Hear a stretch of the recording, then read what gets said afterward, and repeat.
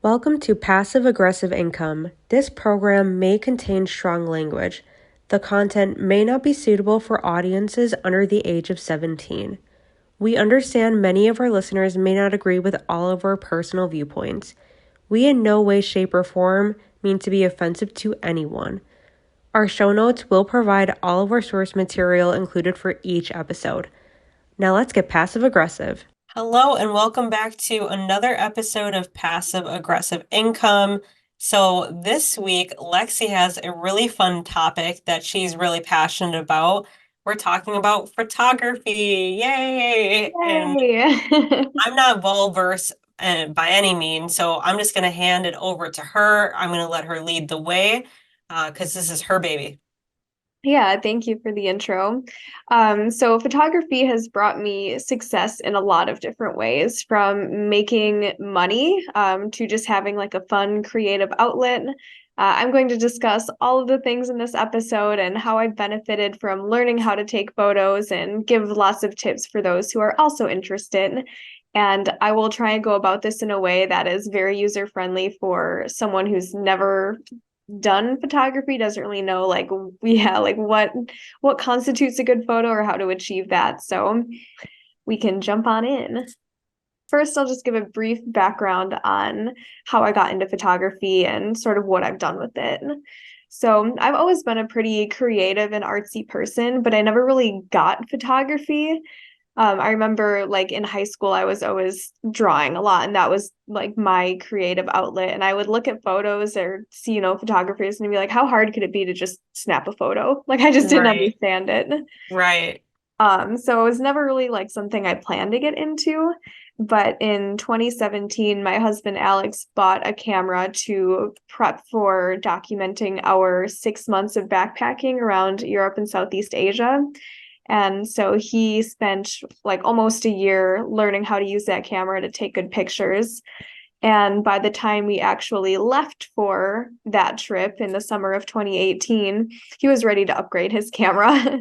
So Oh, wow. yeah, so he's like, "So do you want this camera?" And I was like, "Well, I mean, I guess I'll learn how to use it." And so he Yeah. taught me all of the things on I kind of had like one quick little lesson right before we left, and then as we were traveling, I was just learning how to use my camera and how to edit and take pictures. And it was really cool because I was moving from place to place like every couple days. And there's just so many different things for me to take photos of like landscapes or detail shots. And it really gave me like a wide variety, which was kind of a like awesome experience to learn photography because you don't really get that if you're just picking up a camera at home and you're just kind of surrounded by the same things every day. So, because we were traveling, I basically just put all of my energy into learning how to take photos, and I became completely obsessed with it. And then ended up making photography and videography and also social media marketing to go along with it my career for the last 4 years. So I'm now transitioning to a new career field. I'm in school for software development, and I'm excited to make photography just a hobby again. It's been cool having it be a part of my job, and I still have some clients that I take pictures for on a monthly basis. But it's I don't know, it's different when you're doing it for other people and for making money rather than just doing it for yourself. Yeah, absolutely. Yeah, you get a different type of joy out of it. So I definitely understand that. Yeah, and a lot of times I would feel maybe not as motivated to pick up a camera after like I just had a long shoot like, with my clients. And so I feel like now transitioning away from that just kind of gives me the freedom to do whatever I want whenever I want and have like the energy for it. Yeah, for sure. So next, how to take good photos. So this first part is going to be a little bit technical, but we're going to breeze through and just give the basics. So first and foremost, learn how to shoot in manual mode. So if you're shooting an auto on your camera, the auto is your camera's doing the shutter, it's fixing the lighting, it's doing whatever it thinks will be best for your photo. But if you're just doing that, you're not really learning how your camera works and how to achieve specific styles. It's just kind of taking what your camera gives you and calling it good. So the three things that you need to learn how to do to shoot in manual mode will be adjusting and balancing your shutter speed, aperture, and ISO. So in this order, the first thing you want to do is adjust your shutter speed. So shutter speed refers to how quickly or slowly the sensor of your camera is open to collect light. A high shutter speed will be really good for moving subject, but because it's clicking faster, it'll produce darker photos. And then Okay. yeah, and then a slower shutter speed can be used to create like long exposure photos. So if you've ever seen a photo of a waterfall and the water is super smooth and it looks really cool, or there's like nighttime photography and you see the light trail of a car's taillights on the roads. Yeah. Yeah, that's achieved with a low shutter speed. Okay. Yeah. I've always wondered how you could get a good picture when it comes to like movement. So that is really awesome to know. Yeah, and it's so that's kind of the first thing that you want to adjust because you need to know what your subject is and how much movement there is so you don't get blurry photos and you get nice crisp photos or whatever kind of style you're trying to achieve with that. Mm-hmm. And then the next thing is the aperture. So the aperture is referring to how open or closed the lens is to let light through when you take a photo.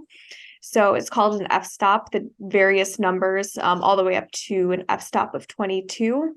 So a lower f-stop means that your sensor is open, more open. So it's allowing more light to reach that camera sensor, and it also gives more depth of field, which means you'll have some parts of your photo in focus and some parts are kind of blurry.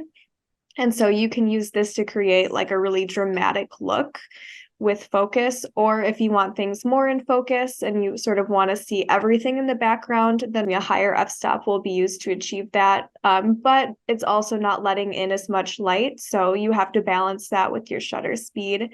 And the next thing I'm going to talk about is ISO. So ISO controls, again, the amount of light that your camera lets in. So if you have a really fast shutter speed and a really high f-stop, then you're not really getting a lot of light, which is okay if it's in a really bright place. But using your ISO, you can use your ISO to adjust how much light. So if your photo is too dark, you can increase your ISO, but just be aware that when you put a lot of ISO on, then you can get some grain in your photo. So it's sort of just a balancing act. And there's not really any tips I can give on how like what settings you should have these things on. You just kind of have to play around with it and see what works for you in whatever situation you're in. Right. So that's the technical side of things.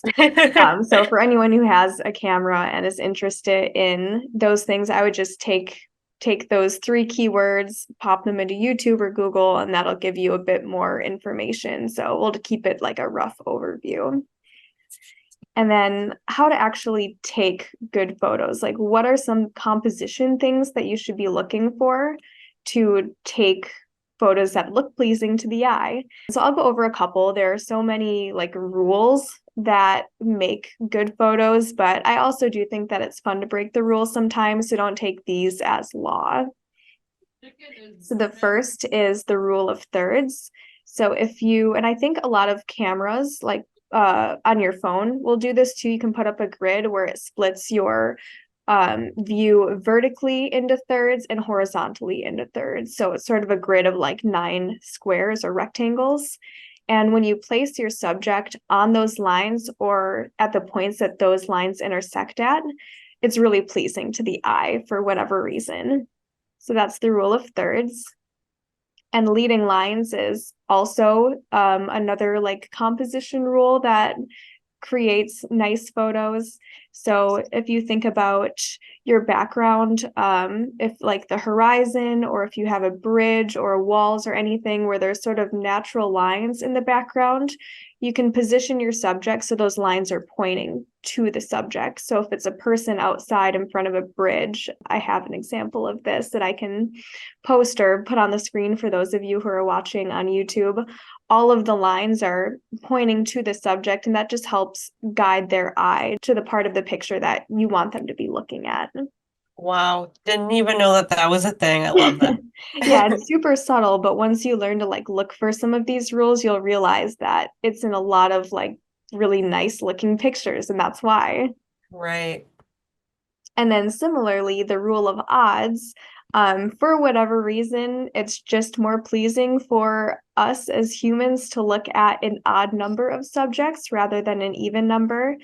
If Hmm. you think about, say, you are looking at like a picture of of a couple of sculptures, if there's three sculptures and you can kind of see one in the center, that just looks better than two side by side. Yeah, I guess you're right. Yeah, for whatever reason, that's just, I guess, how the human brain works. So that's just Yeah. another tip.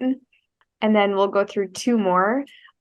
First is straight lines. So just ensure that your photo isn't super crooked. As Hmm. a beginner, I was notorious for taking pictures that were super crooked, where you would look at the background and it would be at an angle, like super diagonal, Oh. because I don't know, apparently can't hold a camera straight. And so I was always having to rotate and crop my photo when I was editing it. And some cameras, and I believe also probably some phone cameras too, have a level feature that you can put on the screen. So that'll help you keep your camera straight while you're taking the picture. So you don't have to do as much work with editing. And my last composition rule that I want to go through is depth of field. So I mentioned it briefly earlier.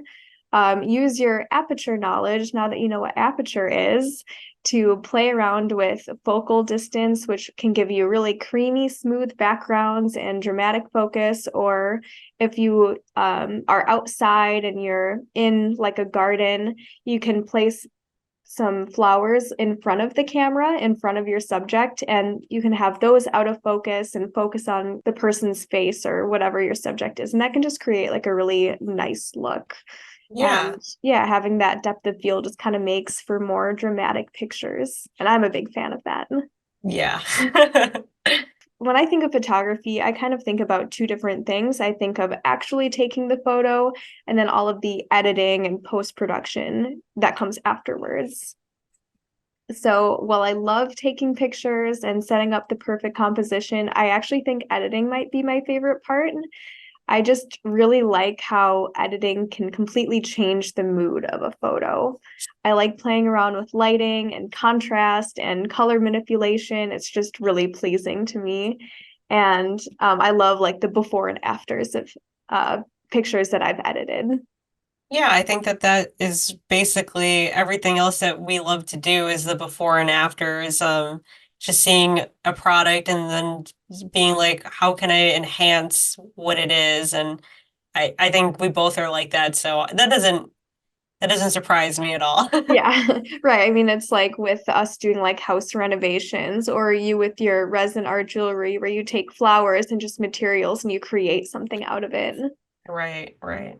Yeah, super fun. So, with editing, something that's true of myself, my husband, and honestly most people I know who were just starting in photography is that we all tend to oversaturate our pictures when we're just getting started. So, vibrant, saturated colors can be fun, and there's a way to do it that looks nice, but it can also be really distracting and look kind of amateurish. Mm, So, I would just say less is more. I wouldn't like, move the saturation sliders for each color all the way up, tone it down a little bit. And that's something that I'm sure for newbies who are starting in photography and editing, you'll probably make this mistake too. And it'll evolve over time. You'll look back at your first photos and be like, oh, wow, those colors are wild. So there's a million different ways to edit a photo. And if you give a photo to 100 different photographers, I guarantee you'll get 100 different versions of that photos back and they won't end up looking the same. Yeah, I've seen that on Instagram, like a video of somebody um that combined like four different photographers and they were so different, but they were all good, you know? It Yeah. was hard to pick one, at least for myself. And I'm just like, it's crazy how different that each one of them made it, but it wasn't bad. It wasn't one wasn't like better than the other one. So it's hard. It's hard Mhm. finding like which one you would prefer to go with. Exactly. So, yeah, my big tip with that is just to play around with a whole bunch of different editing styles. Don't commit to one style when you're just starting out. Play around with colors and contrast and lighting and just see what you like. Some examples of like different editing styles would be like high contrast or dark and moody, desaturated, focusing on warm colors or cool colors, or doing like a vintage grainy style type of photo, or bright and airy, or focusing on a single color. And there's just so much more. And just recognize that everyone has different preferences and you should do whatever feels right to you. Appreciate that other artists have their certain style and you can use them as inspiration, but don't compare yourself to them and don't copy their style exactly. Just do what feels right.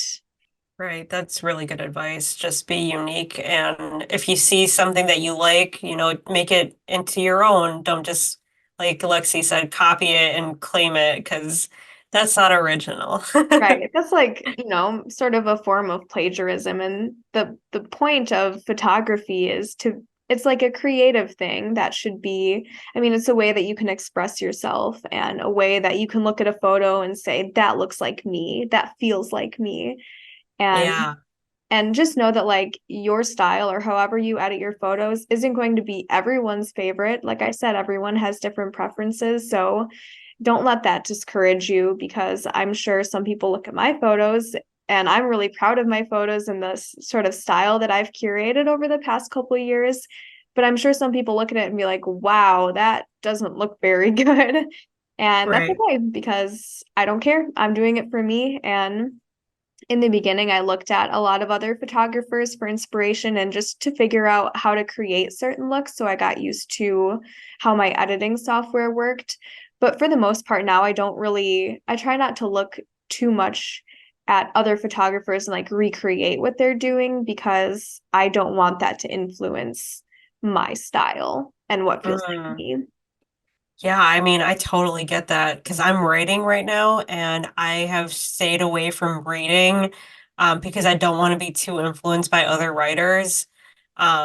Because, I mean, that's what you just said. That's so true. You don't want to, if you don't do it on purpose, sometimes it just kind of happens. So I Mhm. think that's a really good point.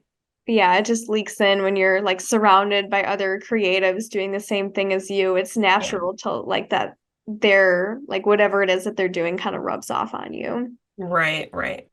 Mhm. So, speaking of editing software, I'll just briefly go through this. So, first of all, I find it easiest to edit on a computer, but also don't discount what a cell phone or tablet can do.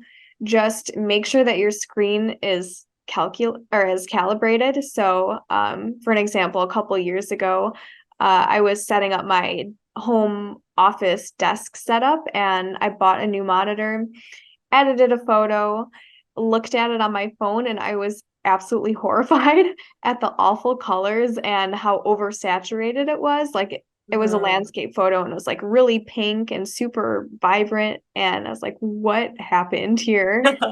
And I looked back at it on my computer and it looked fine. And then I realized that I needed to calibrate my monitor so it would look, not like, so it would just have like true colors and true lighting and things. So make Right. sure before you start editing like any photos or especially like a big shoot, make sure that your monitor is calibrated.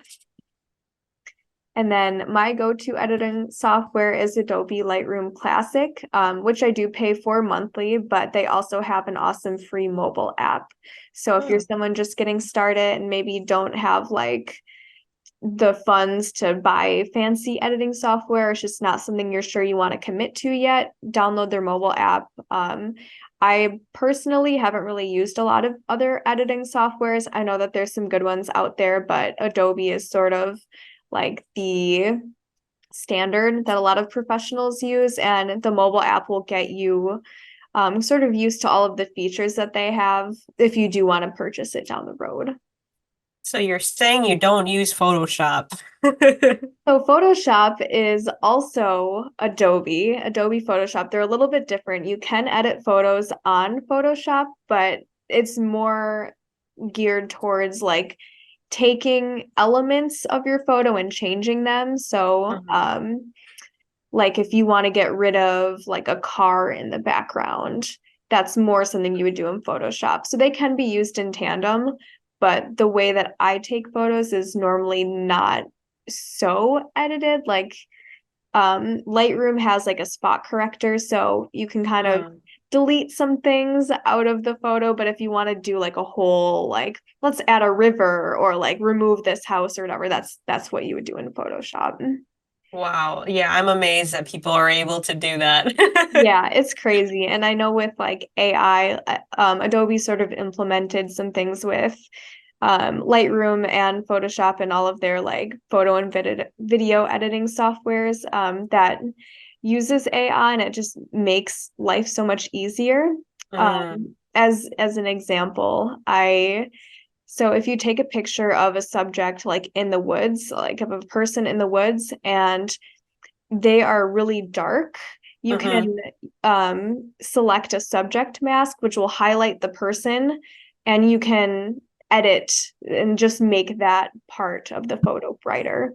And Oh, before, like a couple years ago, I would go in with a brush and like paint it on like where I want it to lighten the photo. And now you click a button and AI does it and it selects your person, and it's like a minute or less, and it's amazing. So yeah, technology has really come a long way in the past even just couple of months to a year with editing software and what you can do with it. It's honestly now is kind of like the easiest time to be a photographer because of all the tools at your disposal.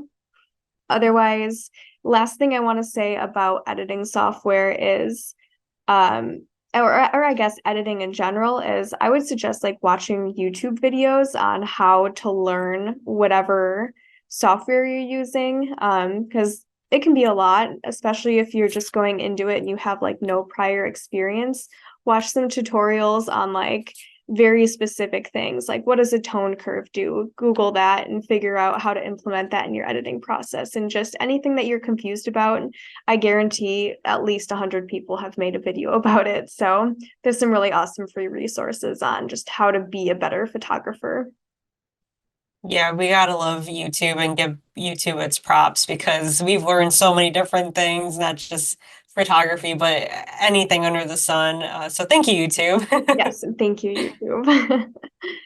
And so I'll end off this episode with for those who are interested in making money with photography, there are a couple ways to do that. I'm not going to go through everything because I'm not a professional photographer in every single different aspect, but some of the common ways that you can make money with photography is number one, portrait photography. This is probably the easiest way to make money. And if you listen to our episode from last week, we had a special guest on, and she talked about how she's using her skills as a like lifestyle coach and empowering women to create to also be a photographer and create that atmosphere during her shoots to like empower and inspire women and just make them feel good about themselves, which I think is really awesome. And on the flip side of that, if you're sort of an introvert like me who gets exhausted being the bubbly photographer who is helping you pose and joking around and trying to generate real smiles, but you don't really like know your clients or you're just meeting them for the first time, maybe this isn't for you. I spent a good amount of time doing portrait shoots before I realized that like it was just unsustainable for me and I needed to come home and like spend an hour laying on the couch under a blanket by myself because it would just take all of the energy out of me. So what would you suggest for people that do want to do that, are a little bit introverted and are, that is what they want to pursue as far as photography, how to break that uncomfortability in the beginning and how to ease into where it's fun and it's something that both parties are, able to relax into. Yeah, that's a really good question. And so the biggest thing, I mean, just practice. the more that you do photo shoots, like start with family and friends and people that you're comfortable with and get used to like how to instruct people to pose differently and still make it fun and make it like a lighthearted atmosphere before you move on to working with complete strangers or clients that you've just found like off of the internet. And then don't forget to take time for yourself. So if you are scheduling a 2 hour photo shoot, then maybe give yourself an extra hour or two afterwards for you to like reset and just hang out by yourself and like not do anything that involves other people. And that'll make it a bit more sustainable. Yeah, I think that those two are really hot tips. So thank you for that. Yeah, no problem. And so then similar to portrait photography is wedding photography. The great thing about doing both portraits and weddings is that you may actually have some of the same clients, or you can take photos of them as they like transition into different parts of their lives. So maybe you do an engagement shoot and then they get married and you photograph their wedding, and then they have children, so you do a maternity shoot and like their first year and holidays, or they start a business and then you do a branding shoot and all sorts of things. So it's really cool when you are working with people directly doing portraits that you can build up relationships with them over time.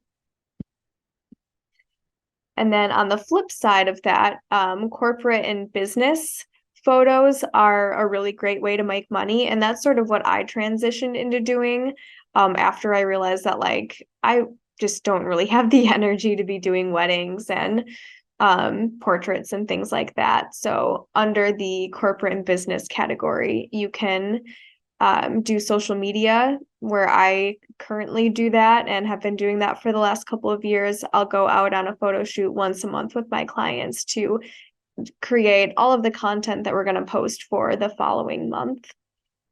And once you get into that scene, you'll start meeting people who want headshots or branding shoots and maybe like short videos if you want to move into that space too for their brand. And so that's a good way. I find that, especially with social media, that money is a bit more consistent, where you're not really working with the client just one time or maybe a couple of times over a span of a few years. So it might be a little bit easier to do that and have like a consistent income coming in. And then the next way to make money would be through real estate. So I've only done this really for myself and then another friend who ended up creating like a furnished unit in their basement, where I've used my photography skills for myself and them to take really professional looking photos of my rentals. And because of those skills and having really nice pictures, I do believe that that's helped my listings do better and my rentals get booked up before someone who has a nice rental of maybe similar quality and price, but they aren't able to portray it as well because their photos aren't very good. And I think that if you are interested in real estate and you do photography, that is just a leg up, especially if you go to real estate meetups and you say, yeah, I'm looking for a deal, but I'm also a photographer and I'm versed in real estate, and that's what I do. Like if you are having a move-in and you need somebody to take quality pictures of your unit, or you're selling or something like that, like I know how to take pictures, and I also can relate to you as a landlord or as a real estate investor. So I think that that's a really good being versed in this kind of the same concept is super cool. Yeah, that's a really good tip, is like hanging out in the spaces that the people that you're trying to like, if you want to do real estate photos, hang out with real estate people and you'll build connections and chances are they'll end up asking you to take photos of their new listing, or if they're a real estate agent and they have a house for sale, then chances are they might ask you to come do the pictures for the listing too. So yeah, that's a hot tip. The next way that you can make money with photography is selling prints of your photos. So this requires a really good online presence and self-promotion. And speaking from experience, it's really hard. It's not impossible to do, but just making sure that you're committed to like posting often, to taking your photos and also creating reels. You can look back at our social media episode, which kind of talks about how to be successful on social media. Take those tips and make sure that you're committed to doing it. I have a photography page on Instagram that I haven't posted on in over a year because I just wasn't committed to it. And I did make a little bit of money off of selling my prints or printed my photos, but it was not a lot of money. And so I kind of, got busy in other aspects of life and got a little bit unmotivated. But don't count this out. And also think outside the box. You can sell your photos with them on like cell phone cases or notebook covers or on bookmarks and things that people will actually use on a daily basis. And when people are using things that have your photos, chances are other people are going to be like, hey, that's really cool, where did you get it? And it sort of promotes itself. Now that's a hot tip. Yeah, and I never did this, but I think it would be really cool because I know that there's ways for you to like upload your pictures and print it on like a cell phone case. And so I've always wanted to do that and I Yeah. haven't looked into it. Yeah, I would do that and have my entire phone case just be covered with Danny DeVito. So I need to learn how to do that. Love it. I will make it my mission to see if I can find a Danny DeVito phone case, 'cause I'm sure they exist out there. Oh, they do. They do. So then just a couple other things that I'm going to go through with how to make money with photography. The next thing is through stock photos. So you'll find the most success with stock photos if your photos have human subjects. And if you look at like meme templates, a lot of them come from stock photos because they can just be so funny. Like, I don't know if you've seen the like old guy who is smiling and he looks like he's in pain. Oh yeah. Or Yes. like the guy calling like the police, he's still Mm-hmm. like Yes, exactly. So those are stock photos, and there's definitely Oh, like a place for them.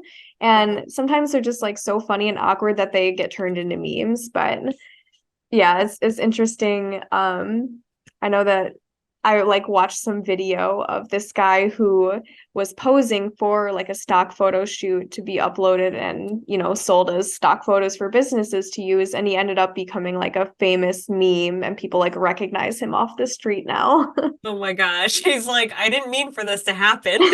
Yeah, now apparently I'm famous, but okay.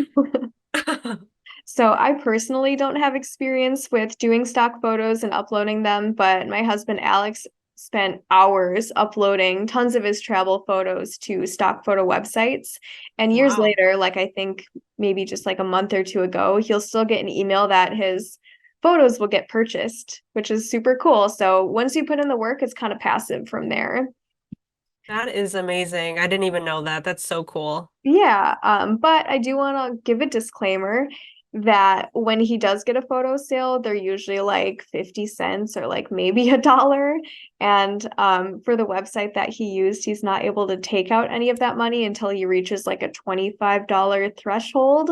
So he's Right. made some money off of it, but he hasn't seen it, and it's years later. Yeah. So, it was like ended up not being worth it monetarily for the time and effort that he put into like choosing and uploading those photos, but he thinks that he'd have a lot more success if he was selling photos of humans instead of just like landscapes and landmarks. Oh, okay. So don't discount that as an option too. And if you have people who are willing to post for you and sign waivers and things, then I think that's a good way to practice your portraits too. And then the last thing that I want to mention with how to make money with photography is online courses. So, like I mentioned a little bit earlier, you can put videos on how to edit in a certain way on YouTube, or how to, like, some of those composition rules that we've looked at, create like a video, like pick one of those, like the rule of thirds, and you can make a video that kind of shows examples and guides you through how to take photos with that style. And things like that will do really well on like YouTube or Skillshare, and you can end up making money on it, which is a big resource on how I learned how to take photos and how to edit photos. And so there's definitely a need for it. There's a lot of competition, but that's kind of with everything with photography, is like a lot of people are photographers, and you kind of just have to find a way to make yourself stand out to make money doing it. And then before we go, I'm interested to know what the biggest mistakes that photographers do, composition wise or styling wise, or anything that you've seen and you're just like, you should listen to this episode before you continue. Yeah. So, two things. Number one, I actually forgot to mention this, so I'm glad you asked this question. I kick myself every day because when I was traveling and learning photography, I did not shoot any photos in RAW. So you can shoot photos in like JPEG format, so .jpg, and that is nice, and that's like easy to upload on the internet, and you can just upload it directly. But .raw, so your photo.raw, is a different format that takes all like a lot more information in your photo, that like you can like lift your shadows or create some detail. You can find detail in like really overexposed skies and bring that back, and it just makes editing a lot easier, and it makes your photo just look better because there's a lot more information in there. And I spent 6 months traveling, and I shot all of my photos in JPEG. And then when I got back, I would be like editing my photos, and then sometimes I would edit Alex's, who did shoot in RAW, and it was just like a completely different experience, and like how they turned out. It was so much better to be editing Alex's photos because they were in RAW. So I'm sad that I didn't do that when I was traveling, but I have learned now. And then the second thing, when I don't know, with photographers, so you ask the question, what are some mistakes or things that I see with other photographers doing that I think, they could probably use some help? And I don't think I want to answer it because I think everyone has their own style and everyone's on their own journey, and photography is an art, and art is really subjective. And so I don't think that someone could have a very specific style and it could look crazy to one person, and another person could love it. And that could be like super what they're into, and they want to put it on their walls. And that's okay. I mean, I think art is meant to be kind of controversial, and it's meant Right. to invoke some feelings, whether they're good feelings or bad feelings. I think that's just kind of the point. We're all on our own like creative journeys. And so I'm going to leave it at that and say, do whatever feels right to you, and that's okay. I respect that answer. I love that. Well, thank you so much for getting this episode together when it comes to photography. I've learned a lot. I didn't know anything when it came to that, and I am going to appreciate people's work more than I do or did before, because I know now that it takes a lot of work and it takes a lot of knowledge to create the finished, polished product. So thank you for all of that. And yeah, that is a wrap on our photography episode. Please stay tuned for our next episode next week. We always air on Monday at 5:30, and that's our release date and time. Check us out on Instagram and Facebook because you're going to see all of what we're talking about. We're going to have associated pictures and that we've referenced to in our episodes. And for the people that are not listening and want to see our beautiful faces, we are on YouTube as well. Awesome. So we will, have links to all of the things in the show notes, but we appreciate you guys being here for our 27th episode, which is crazy that we've been doing this for 27 weeks. Yep. So thank you guys, and we'll see you next Monday. Bye. Bye. Passive Aggressive Income was written, recorded, edited, and produced by co-hosts and creators Mims and Lexie. We truly want to thank our listeners, collaborators, friends, and family that continuously support us for all the love we receive. If you enjoy our show, please give us a glowing rating and review on Apple Podcasts and Spotify. Also, follow us on Facebook and Instagram to see what we are up to. For any inquiries, please email passiveaggressiveincome2023@gmail.com. Episodes of Passive Aggressive Income are available wherever you listen to podcasts, so make sure to subscribe and like us on your favorite streaming platform.